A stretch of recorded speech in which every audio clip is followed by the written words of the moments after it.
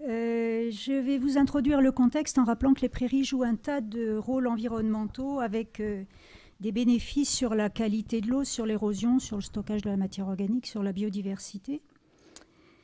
Mais que dans un paysage, les prairies peuvent être tantôt des puits, tantôt des sources de polluants. Par exemple, si on a de faibles émissions, dilution des pollutions diffuses, mais par contre, si elles sont très intensives, on va avoir une émission d'éléments azotés ou phosphorés. Elles jouent un rôle de protection des cours d'eau, mais en même temps, si les animaux pâturent près des berges, on a dégradation des berges et émission de matières en suspension et de bactéries.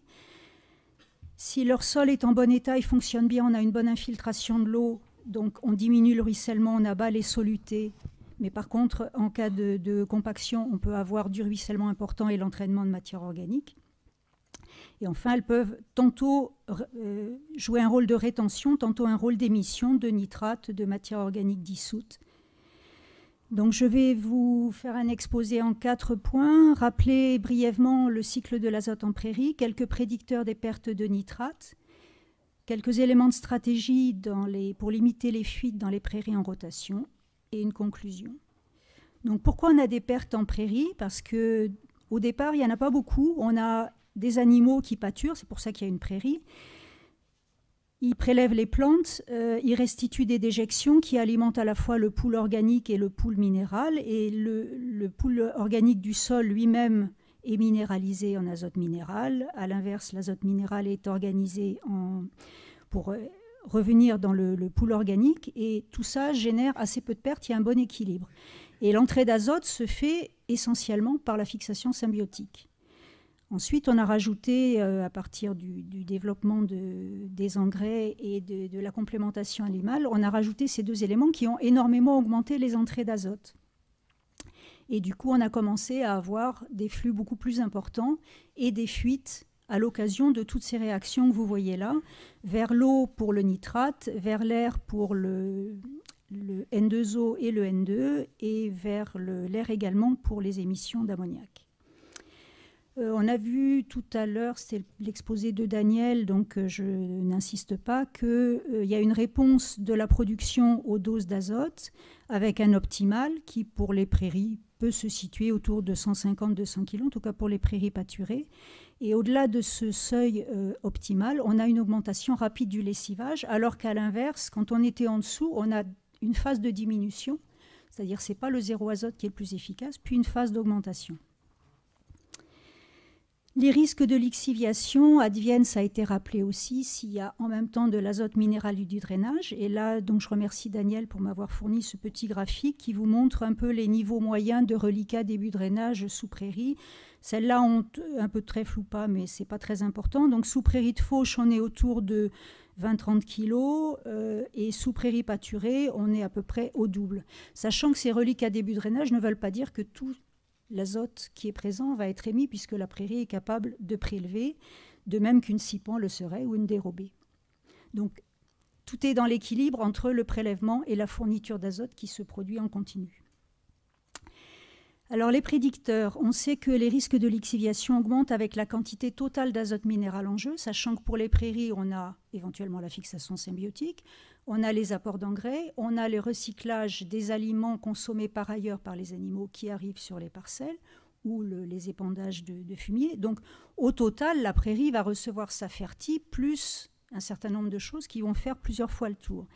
Et donc, on a une réponse de la lixiviation à la fertilisation, ici, ce que j'ai représenté, dont vous voyez qu'elle est assez variable, qu'elle augmente très rapidement avec l'augmentation de l'azote apporté, et qu'à l'inverse, on a aussi des parcelles que vous voyez en bas à droite sur sol hydromorphe, où il semble que, malgré des apports très importants, on ait peu d'émissions. On peut observer ça dans des résultats hollandais, par exemple, ou irlandais, dont vous savez dans les 2 cas qu'on a de l'eau pas très loin de la surface du sol. Donc, on montre une grande variabilité des risques, même si c'est bien piloté par des quantités globales d'azote, liées au pédoclimat sur lequel on ne peut pas grand-chose, mais liées aussi à des éléments de gestion. Donc, l'effet du type de sol, là, c'est des résultats de modélisation où on voit le devenir de l'azote en fonction du type de sol. Donc, vous voyez que sous sol sablo-limoneux drainant, on va avoir des émissions d'ammonium, des émissions de nitrate et un tout petit peu de dénitrification. On en a beaucoup plus en sol argilo-limoneux drainant. Et quand on compare un sol drainant et un sol hydromorphe, on voit bien que la répartition n'est pas du tout la même, avec moins de lessivage dans le sol hydromorphe, mais plus de dénitrification. Les modalités de fertilisation sont importantes, donc à la fois sur la dose, on a plus de lessivage quand on amène 400 kg d'azote par an que quand on amène 200, mais la façon de l'apporter joue aussi, c'est-à-dire que si on amène 4 fois 50, on favorise la croissance de la prairie au moment où elle pousse bien, ensuite on n'amène plus rien. La minéralisation du sol fournit ce dont l'herbe a besoin, et au final, on perd sensiblement une vingtaine de kilos de moins d'azote. Et on a la même chose, encore plus accentuée pour le fractionnement de la fertilisation au niveau 400 kg, c'est-à-dire que si on apporte 4 fois 75 plus 4 fois 25, on perd beaucoup moins d'azote que si on apporte 8 fois 50, indépendamment du potentiel de la végétation à utiliser cet azote. Et de façon générale, on considère que c'est plus la peine d'apporter de l'azote au-delà du début de l'été, en Finistère. Ailleurs, ça s'arrête encore avant.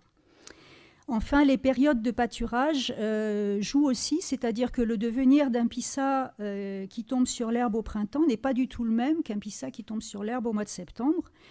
Donc, vous voyez ici que dans le cas du pissa de printemps, la végétation était capable de prélever à peu près la moitié de l'azote du pissa. Les études qu'on a faites, ça portait sur des apports locaux d'à peu près 350 unités d'azote par hectare, sur ce qu'on appelle une tâche pipi, hein, mais ça fait des flux importants. Donc, on a 25 à 30% qui est organisé dans le sol, donc qui passe dans le pool matière organique. On avait 5 à 15% qui est lixivié, c'est-à-dire pas grand-chose. Et le défaut de bilan nous disait 5 à 20% émis par dénitrification. Quand c'est en automne, on partage quasiment en 4 compartiments égaux, avec beaucoup plus de lixiviation, ça peut monter jusqu'à 40%. Et donc des pertes gazeuses également un peu plus importantes. Bon, là, il y a aussi un petit bug. Un indicateur intégratif, c'est le chargement animal. Donc, tout à l'heure, je vous avais montré le graphique en fonction des niveaux de fertilisation. Comme l'a dit Daniel tout à l'heure, ce n'est pas tant le niveau de fertilisation que l'ensemble de l'azote qui est mis en jeu. Donc, comme quand il y a des animaux, c'est recyclé, les quantités sont plus importantes. Et vous trouvez de nouveau cette réponse exponentielle au chargement, avec des résultats de nouveau qui comparent des sols sains et des sols hydromorphes. Donc en haut, c'est une publi irlandaise récente qui montre, qui se situe bien dans la courbe sur sol sain, parce que jusqu'à présent, on voyait très souvent des graphiques avec l'Irlande toujours en bas à droite, c'est-à-dire c'est magique, on met plein d'animaux, on a plein de lait par hectare, et il n'y a jamais de perte.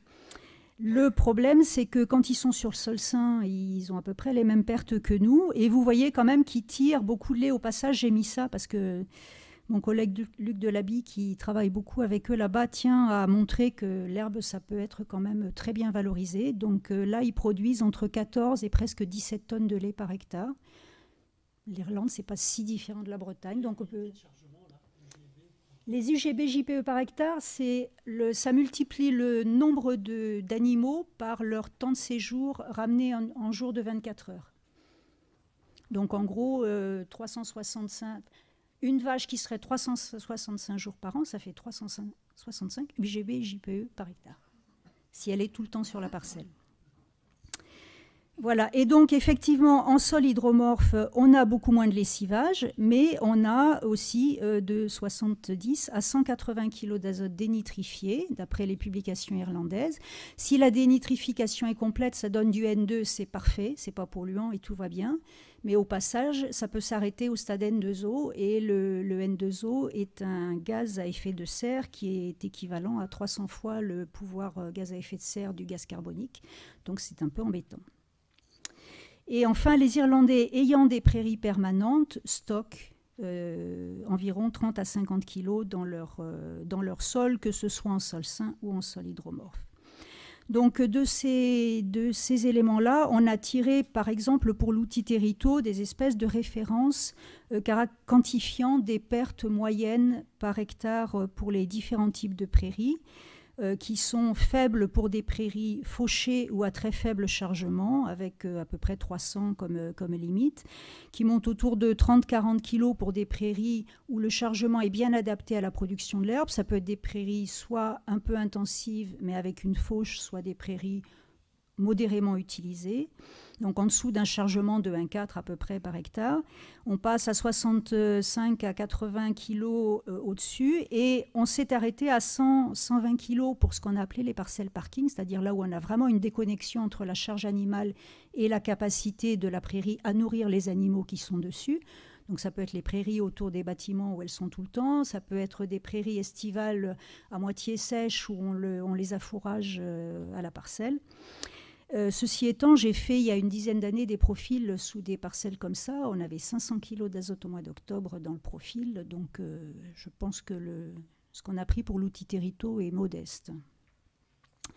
Donc le repère, c'est que les risques restent limités si on a des chargements globaux inférieurs à 1 4 UGB par hectare, qui était justement la valeur seuil qui avait été choisie dans la co-construction du plan algues vertes avec les acteurs de la lieu de grève dans le plan algues vertes. Alors, est-ce que les légumineuses changent quelque chose à ça ? Au niveau des pertes par lessivage, pas tellement grand-chose. Là, c'est une synthèse. De nouveau, on retrouve cette réponse exponentielle. Alors là, c'est exprimé par rapport à la totalité de l'azote, fertilisation apportée ou fixation, enfin plus fixation et plus restitution.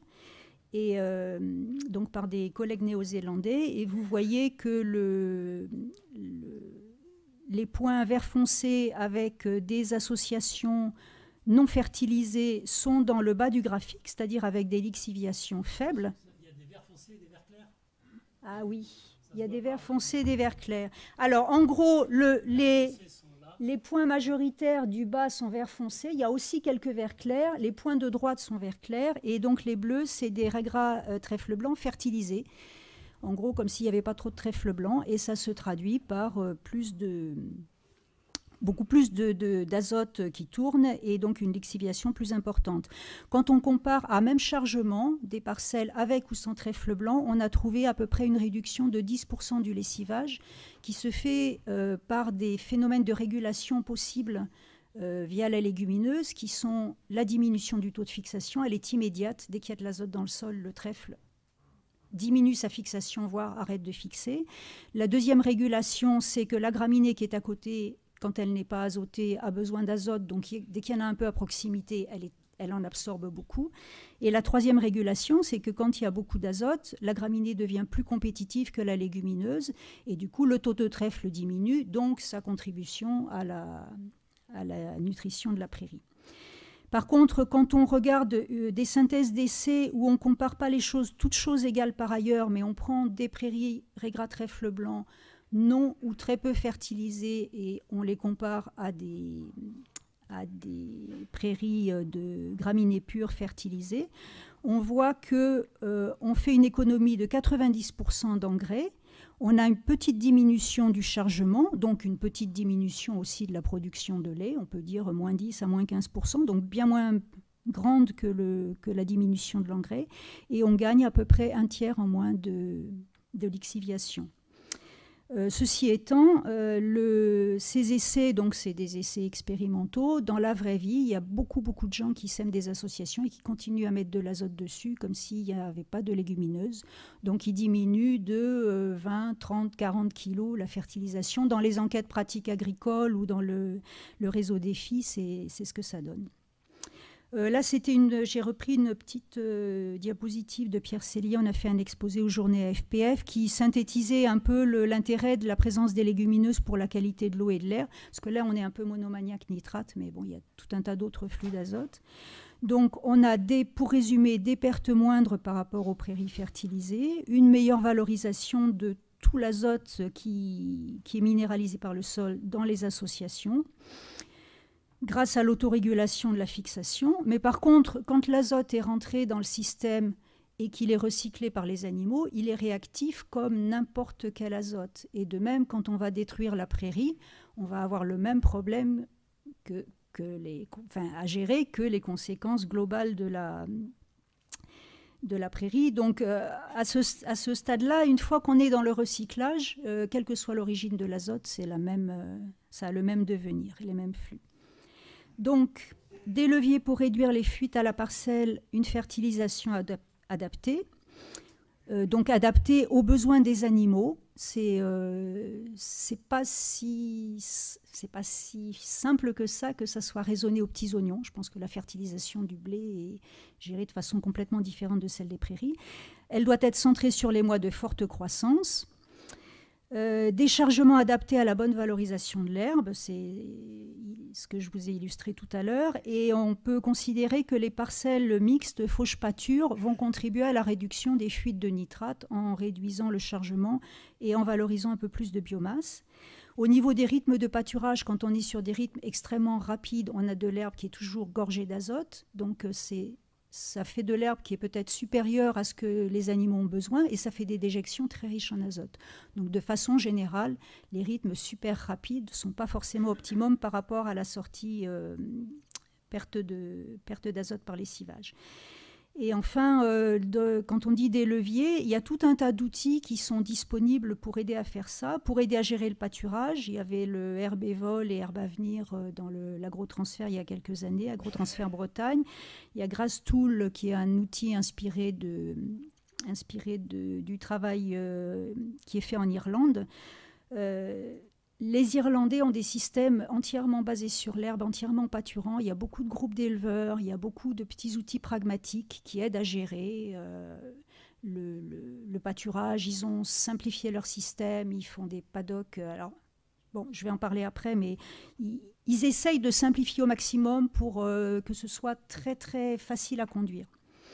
Et donc, il y a également des outils d'aide à la décision pour la fertilisation, donc le bouquin du comifère. Il y a les résultats du réseau MH donc, qui pourront être valorisés pour savoir un peu ce que produisent les sols, puisque les prairies, on en a évoqué ça plusieurs fois, influent contribuent largement à l'effet système des rotations. Et puis, donc, il y a des outils élaborés dans le cadre aussi du RMT Prairies Demain. Les prairies en rotation et l'azote, donc ça c'est encore un graphique que m'a envoyé Daniel. Donc vous voyez la présence de prairies pâturées dans la rotation, c'est ce que je vous appelais l'effet système. Effet précédent du prairie pâturée, on a un surplus de reliquats élevé. Donc les différentes couleurs, c'est les différentes années. L'effet du mode d'exploitation sur les reliquats, je l'avais un peu évoqué tout à l'heure, vous voyez ici, le plus bas c'est pour les fauches majoritaires et le plus haut c'est pour les pâtures exclusives. Donc je réinsiste sur l'importance de bien gérer la phase destruction de prairies, à la fois en mettant une destruction suffisamment tôt en fin d'hiver pour que l'azote qui est minéralisé soit tout à fait disponible quand les plantes peuvent le prélever, que ce soit de la betterave fourragère qui est capable de pomper 400 kg d'azote, voire 450 au passage. Donc c'est une super option pour réduire les risques. Le maïs, en général, produit très bien après une destruction de prairie.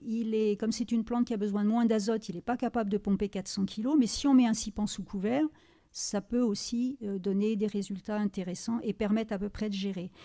Et chez nous, on a des prairies relativement longues. Dans les pays du Nord, ils ont une rotation, genre Danemark, ils ont des prairies de 3 ans qui cassent systématiquement et après ils mettent une céréale de printemps. Et ils ont aussi une bonne valorisation de l'orge de printemps. Voilà, donc tout ça est fort enthousiasmant pour les prairies, mais malheureusement, sur le terrain, ça ne marche pas. Donc c'est pour ça que j'ai appelé ça le grand yaka, pour adopter des systèmes herbagés et les conduire avec de faibles fuites d'azote. Donc qu'est-ce qui freine le grand yaka ? Alors les facteurs qui déterminent les choix de systèmes fourragers. Il y a des caractéristiques structurelles comme les quotas par hectare de SAU, de SFP, la surface accessible au pâturage, le potentiel pédoclimatique de production de l'herbe et puis l'environnement socio-agricole régional. Le petit graphique que vous avez à droite, c'est un stagiaire que j'ai encadré il y a quelques années dans le cadre du programme Climaster qui a essayé d'enquêter dans 4 régions. C'était un programme changement climatique. Et on regardait l'adaptation des systèmes fourragers aux perspectives de changement climatique ou aux conditions climatiques présentes, quoi.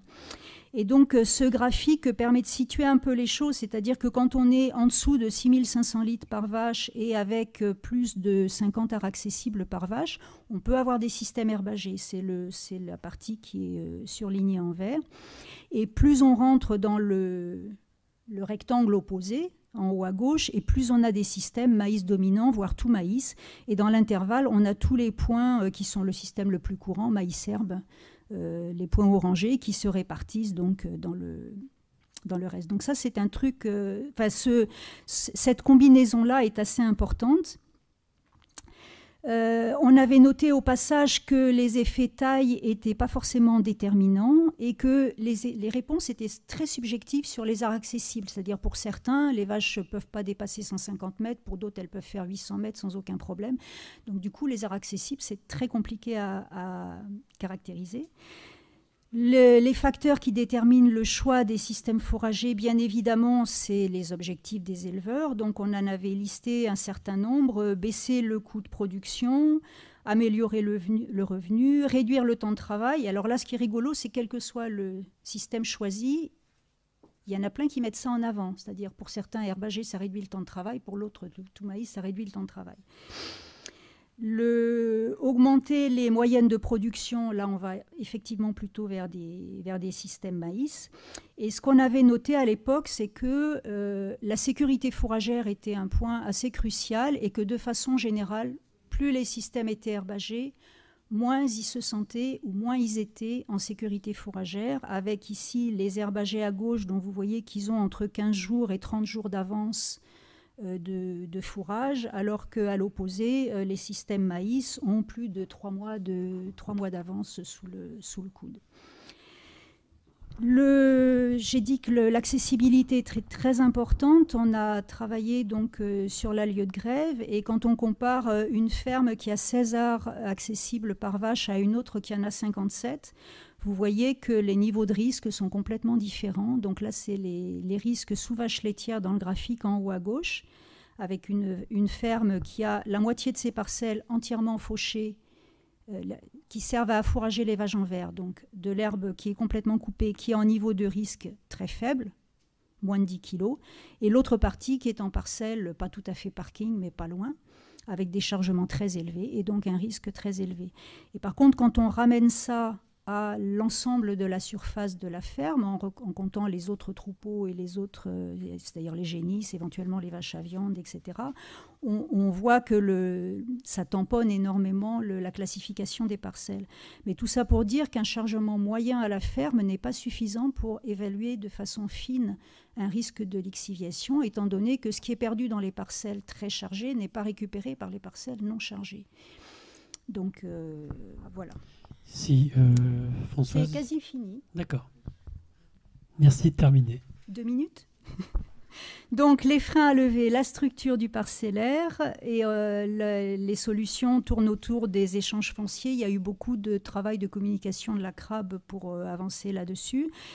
Et sur les choix des rotations, c'est-à-dire qu'il y a des gens qui veulent avoir du maïs ou une culture irriguée tout près de la ferme alors que ça pourrait être des prairies, mais voilà, en fonction du foncier disponible, il y a aussi divers choix possibles.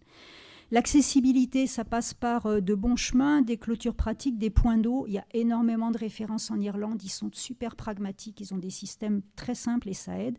Ça peut être aussi l'installation d'infrastructures permettant d'augmenter l'accessibilité. Rien qu'avec ça, on peut gagner beaucoup. Mes collègues de la lieu de grève, dont je ne sais pas où elles sont, pourront répondre à des questions là-dessus. Donc la complexité du pâturage dans les freins à lever, on a vu qu'il commence à y avoir pas mal d'outils d'aide à la décision, que c'est très important d'avoir des groupes d'éleveurs qui puissent échanger, de fournir des références. Il y en a qui sont faites avec les suivis de croissance qui sont publiés toutes les semaines dans Terra, mais il y en a d'autres qui seront disponibles via le réseau mixte technologique. Et puis la formation initiale, c'est un truc qui est pointé à toutes les journées à FPF, que voilà, si les gens n'apprennent pas quand ils sont en formation à gérer des systèmes herbagés, forcément, ils n'auront pas envie de le faire après. Les prairies, pour que tout marche bien, il faut qu'elles soient pérennes et productives. Donc il y a des choix de mélange de plus en plus nombreux et documentés. Donc là aussi, il y a des ressources nouvelles. Et on a pointé aussi aux journées de la FPF qu'il y avait encore des soucis de récolte et de conservation des fourrages, d'enrubanage des légumineuses, par exemple, sur le côté développement des luzernières. Et ma dernière diapo, quand on cherche à évoluer vers des systèmes herbagés, en fait, ça refait bouger énormément de choses en même temps. Donc, je ne vais pas vous le détailler, mais on change l'assolement en augmentant la surface en herbe au détriment de la surface en céréales. Ça diversifie l'assolement, ça augmente la production fourragère en permettant une spécialisation laitière et d'augmenter la production laitière. Mais on a plutôt intérêt donc, à avoir cette spécialisation laitière, à avoir des races rustiques, voire des races mixtes, ce qui permet de diminuer la quantité d'animaux élevés pour la viande, par exemple les taurillons, et ça réduit d'autant la pression sur le milieu. Le fait de réduire l'âge des génisses au premier vélage fait qu'on a une plus grande proportion d'animaux productifs par rapport aux animaux improductifs, donc c'est aussi un gain. Et donc, globalement, on a un maintien des performances alimentaires, un gain en autonomie alimentaire. Et sur la qualité de l'eau, on avait trouvé un gain de 10 mg par litre, ce qui était quand même une belle performance dans un bassin qui, au départ, est à 30 mg et qui arriverait à descendre à 20 si